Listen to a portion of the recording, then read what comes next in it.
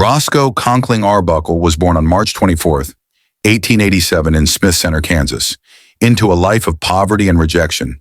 He weighed more than 13 pounds at birth, and his father, suspecting infidelity, refused to believe Roscoe was his child, naming him after a politician he despised.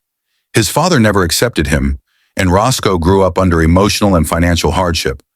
But where life gave him cruelty, Roscoe gave the world laughter. Despite his size, he was remarkably agile. By the age of 8, he was performing in local theater.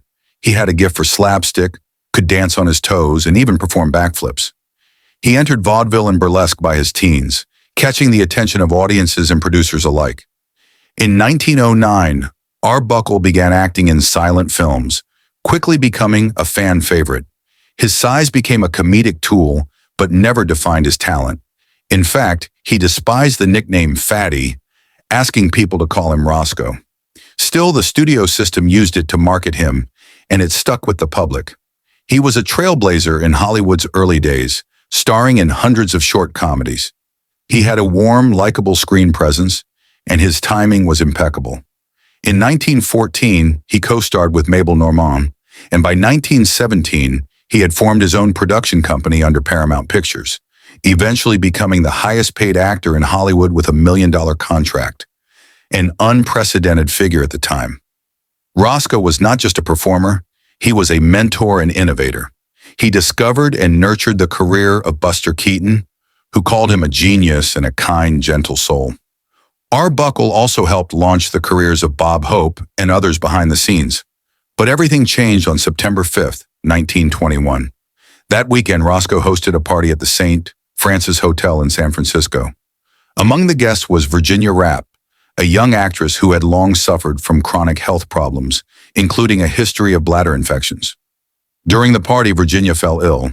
She was taken to another room, treated unofficially, and passed away 4 days later from peritonitis caused by a ruptured bladder.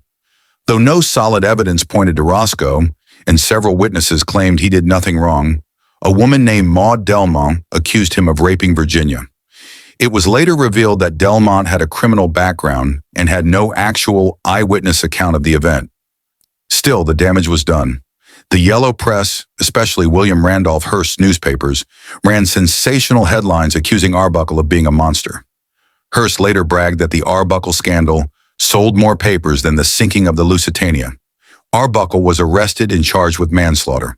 His trial became a media frenzy. He endured 3 trials over the course of a year. The first 2 ended in hung juries. The third, in 1922, ended in full acquittal. The jury was so convinced of his innocence that they issued a formal apology, stating, "Acquittal is not enough for Roscoe Arbuckle. We feel that a great injustice has been done him." But public opinion had already been poisoned. His films were pulled from theaters. He was blacklisted by the movie industry. Hollywood, eager to protect its growing empire, sacrificed him to save its image. He was emotionally and financially ruined. He tried to rebuild his career under the alias William Goodrich, directing low-budget comedies behind the scenes. Though his name was erased from posters, his talent never left. Years later, Warner Brothers offered him a second chance. In 1932, he was signed to appear in a series of short comedies. The comeback had finally begun.